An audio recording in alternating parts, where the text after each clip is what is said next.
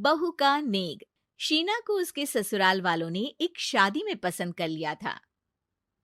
अरे, वो लड़की तो बड़ी प्यारी है। मेरे बेटे अमन के लिए बात चलाओ ना। बस फिर क्या था, किसी रिश्तेदार के दखल से दोनों की शादी हो जाती है। लेकिन शीना की सास पारुल और उसकी देवरानी आसपास ही रहते थे। शादी के बाद शीना कहती है, सुनिए जी, ये चौका छूने की क्या रस्म होती है, जानते हैं क्या आप? अरे नहीं यार। हाँ, पर मम्मी को चाची से बोलते सुना था कि आज तुमको किचन की जिम्मेदारी देंगे, तो वो लोग आ रहे हैं खाना खाने हमारे घर। हे भगवान, ये कैसी रस्म है? साड़ी पहनकर किचन में खाना बनाना, ये तो कंप्यूटर की कोड को डिकोड करने से भी ज्यादा मुश्किल काम है। अरे चिंता क्यों करती हो, माँ है ना, सब संभाल लेंगी। वो बहुत समझदार है। शीना को भी पति की बात ठीक लगती है। वहीं घर पर शीना की चाची सास, ससुर और उनकी बहू खाने पर पहुंचते हैं। शीना की चाची सास उसकी सास से कहती है, अरे कहाँ है दीदी, आप अभी भी किचन में हैं क्या? रस्म बहू की है या आपकी? चाची की बहू कहती है, और हमारी चौका छूने की रस्म थी तो हम तो सुबह 4 बजे ही किचन में पहुंच गए थे। अरे तेरी ताई ने सर पर चढ़ा रखा है बहू को। शीना सबकी बात सुने बगैर सामने आती है। अरे आज तो तेरी चौका छूने की रस्म थी ना, तुम ही देर से आई हो।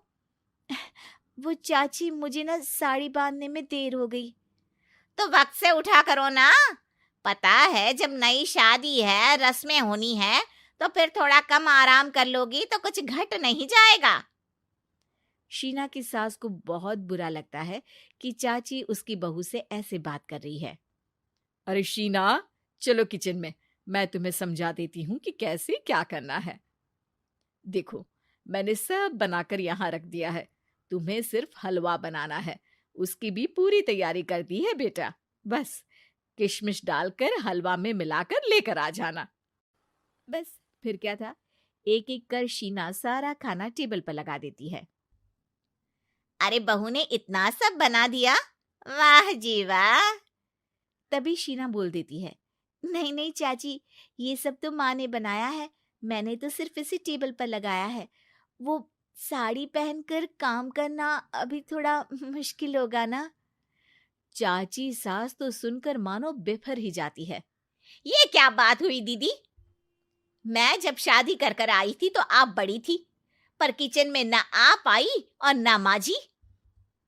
हाँ, क्योंकि उस वक्त मैं बहू थी और मुझे सास के हिसाब से काम करना था।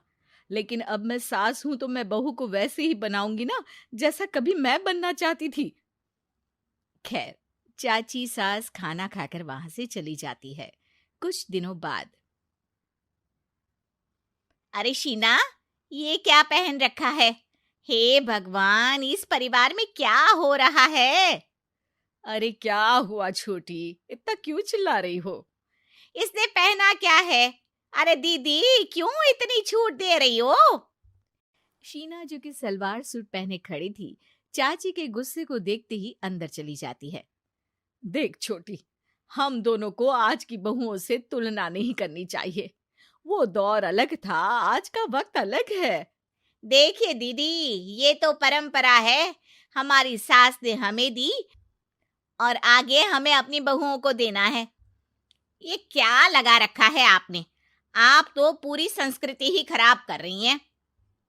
ये बोलकर चाची सास वहां से चली जाती हैं। शीना की सास चाची की बात से परेशान होकर रोने लगती है। तभी उसका पति वहां आ जाता है। अरे क्या हुआ भाग्यवान, फिर तुम्हारी देवरानी तुमको ताने देकर चली गई है क्या? हाँ, पता नहीं मैं ठीक कर रही हूँ कि नहीं, पर मुझे तो बहू के सूट पहनने में कुछ गलत नहीं लगता। अरे लोगों की बहुएं तो न जाने क्या क्या पहनकर घूम रही हैं। मैं तो उसे भी बुरा नहीं मानती। ये क्या मेरी गलती है? अरे नहीं, बिल्कुल नहीं। अपने किए फैसले का सम्मान करो। ठीक है सब। कुछ दिन निकल जाते हैं। फिर आता है शीना का पहला करवा चौथ। अरे शीना बेटा, यह त्योहार हमारे घर में बहुत मायने रखता है। तुम शाम की पूजा के लिए अच्छे से तैयार हो जाना। और सुनो, चाची सास और उनकी बहू भी यहाँ आएंगी पूजा के लिए, तो खाना भी बनाना है, वो मैं बना लेती हूँ। तुम बस आज के दिन साड़ी पहनना बेटा। शीना समझ नहीं पाती है कि चाची सास के आने पर उसकी सास उसे साड़ी पहनने को क्यों बोलती है। नहीं नहीं माँ जी, मैं सारा खाना बना लूंगी, आप उसकी चिंता ना करिए, अब तो मैंने सब कुछ सीख लिया है। शीना की सास उसकी बात पर खुश हो जाती है। छोटी को पता न चले कि मेरी बहू घर में सूट पहनती है, तो मैंने आज साड़ी पहनने को बोल दिया। क्यों लोगों को बिना वजह बात बनाने का मौका दें। शाम को सब पूजा पाठ करके बैठे होते हैं कि चाची सास की बहू चाची सास से कहती है, माँ जी, आज के दिन तो आप लोगों के घर बहुओं को नेक दिया जाता है ना। हाँ हाँ बहू, बोलना, तुझे तेरी सास से क्या चाहिए। हाँ शीना बेटा, तू भी बता दे कि तुझे क्या चाहिए। मम्मी जी, मुझे ना आपका वो रानी हार चाहिए जो आपने अभी पहना है। चाची सास थोड़ा हिचकिचाते हुए कहती है, हाँ हाँ हाँ, ले लेना, सब तेरा ही तो है। तुझे कौन सा हार चाहिए बहू? माँ जी, मुझे नेक में आपसे परमिशन चाहिए कि आप मुझे नौकरी की इजाजत दें। आप तो जानती हैं कि मैं और ये एक ही कॉलेज में एक ही क्लास में साथ में थे, लेकिन आज वो कहाँ है और मैं कहाँ। वाह जी वाह, ये भी सुनना बाकी रह गया था।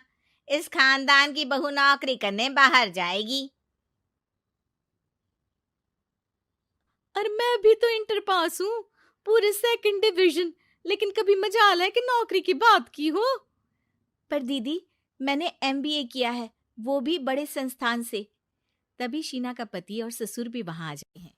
देखो बेटा, मैं वही सोच रहा था कि तुम नौकरी करने के लिए क्यों नहीं बोल रही हो। मुझे लगा शायद तुम नौकरी करना नहीं चाहती हो। नहीं पापा, वो तो हमेशा से ही कुछ नाम कमाना चाहती है। अपने माता पिता को भी इसने कहा था कि वो आप लोगों को अपनी तरह से समझ लेगी। सास को शांत दिखकर शीना कहती है, मम्मी जी, मैं वादा करती हूँ, घर का सारा काम करके ही ऑफिस जाऊंगी। खाना पीना किसी भी चीज के लिए घर वालों को परेशानी नहीं होने दूंगी। वक्त से पहले उठूंगी और काम वाली को भी हटवा दूंगी। शीना की बात सुनकर सास हंस पड़ती है। अरे शीना, ये ज्यादा हो गया हाँ। बिल्कुल काम करो बेटा, पढ़ी लिखी हो, नौकरी में अच्छा कर सकती हो। जरूर बेटा, दिया तुम्हें तुम्हारा नेग। हाँ, पुरानी परंपरा जरूरी नहीं कि अच्छी ही हो, कभी कभी बदलाव लाना भी जरूरी होता है, जिसे देर से ही सही लेकिन समाज अपना ही लेता है।